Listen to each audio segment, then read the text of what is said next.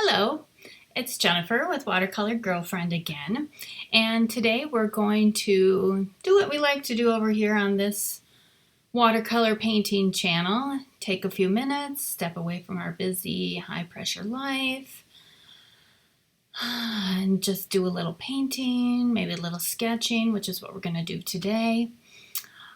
I like to paint things that I've taken pictures of later.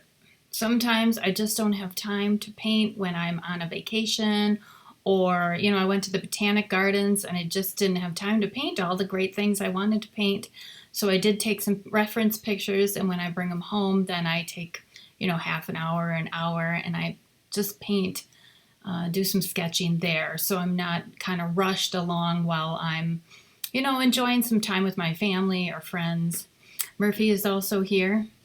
All right, he's out of here. He's had it. See you later. Okay, so now we can talk a little more. And this time we are going to talk about some of the floral and fauna that we saw when I was living in Florida. They have such cool stuff. My gosh, and everything there is like 40 times bigger than you've ever seen it. Like a philodendron. You know what that is? It's just a plant. It's a vine that you have in the house. You bought it at the home store, and it grows all over the place. They have them there. They're like these monster plants. They're enormous. They grow all down trees and stuff. And I don't always have time to paint them while I'm there, and you don't either, right? So this is a fun way to capture some of those memories, and sometimes I even like to take a picture of that and send it to our digital frame. If you have one of those, that can be really fun, and I can see them all the time, because you probably aren't going to frame everything you do. And when it's in your journal like this, a watercolor journal, you're not going to look at it all the time. It just kind of adds up, and you have all this great stuff that you're not looking at. So it's a really good tip I think you could even take a picture or a screenshot in your computer and maybe even send it. Ours works with like an email address, so that can be a really cool way to remember the fun trip you were on and the cool stuff that you saw. You can always put that into your phone as well, and have a nice reference in your phone of the painting that you did, of the cool floral and fauna or beach or landscape that you saw while you were on a trip. Okay, and if you have any questions about anything we do in here, if you want to know anything about some of the paints or the ink pens, I try like 400 different kinds. I recently got a whatchamacallit? That's what it's called. Thank you. Tell me, everybody. Leave it in the comments. And I'm not sure how I'm loving it. Has anybody tried these?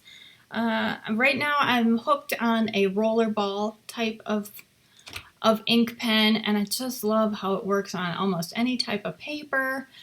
It's harder to find. There's one waterproof one that I use once in a while, but sometimes you have to do the drawing after you paint, or you just wait a little while, and sometimes that works pretty well. So you got to do a little experimenting with what your ink pens will do for you. But we should get on with the painting, and I hope that you'll get out some watercolors. Take a minute, pause it if you want to get out your watercolor sketchbook, and join me 15-20 minutes, and we'll paint up some pretty tropical flora and fauna right over here, over there. Okay, see ya. Enjoy.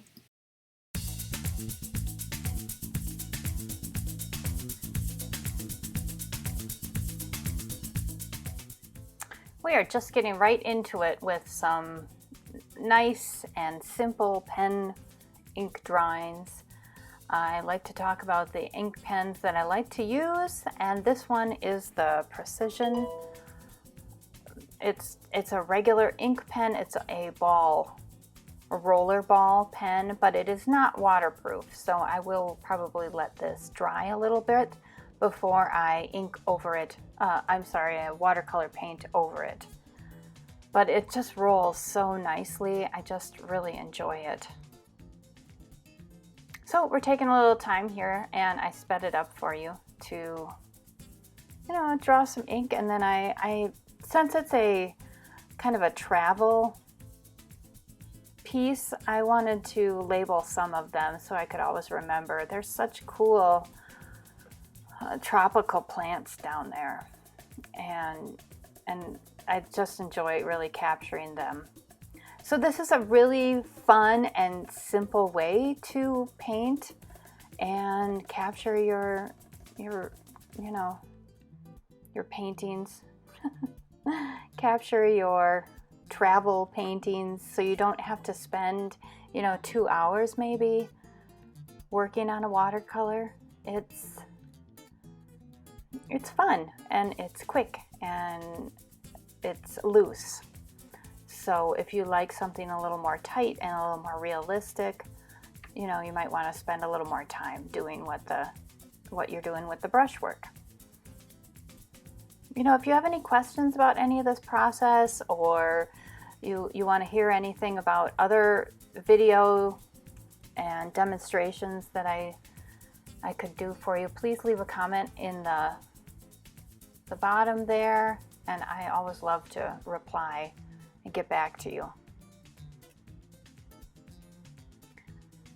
So you see that I'm using that little wiping pad on the side. That was a painting I didn't like, so that's an idea for you. If you don't like something you've painted, you can just use it to wipe off some of your paint. It keeps your water cleaner longer, but then later you might even enjoy it as a piece in itself. And you can trim it down so that it's a quarter of the size and have a bunch of different paintings. You can make it even smaller than that, or you can just keep working on it as something to collect paint for yourself. Lots of different mixings there, and I like to add a little background color. I just love that blue, so I'm always incorporating that. I also share a lot of stuff over on my website if you want to check it out at watercolorgirlfriend.com. I'd love to have you visit me over there and let me know if you have any questions. And you can check out other videos I will share with you. There's lots of other fun stuff that we do on this website, on this channel. We do a lot of ink painting, ink drawing with painting. We do all sorts of different subject matter. So I'm trying to incorporate a variety of different colors in this painting, but not get too overworked, not get too muddy, right? Not get too detailed, just something loose and fun. And look how fast you can have this painting. What is it, 5 minutes or something, a little bit longer to do the sketching. And here I am working it in my sketchbook, and this is like 110 pound. So you can work in anything probably around there to 140. If you do anything smaller in weight, it'll start to buckle, but really it's just about having a good time and recording your travels. So I'm adding a little lighter green and some darker greens to give it a little variety. Oh, I think this is so fun. I love this piece. And again, it's just recording my travels. Ta-da!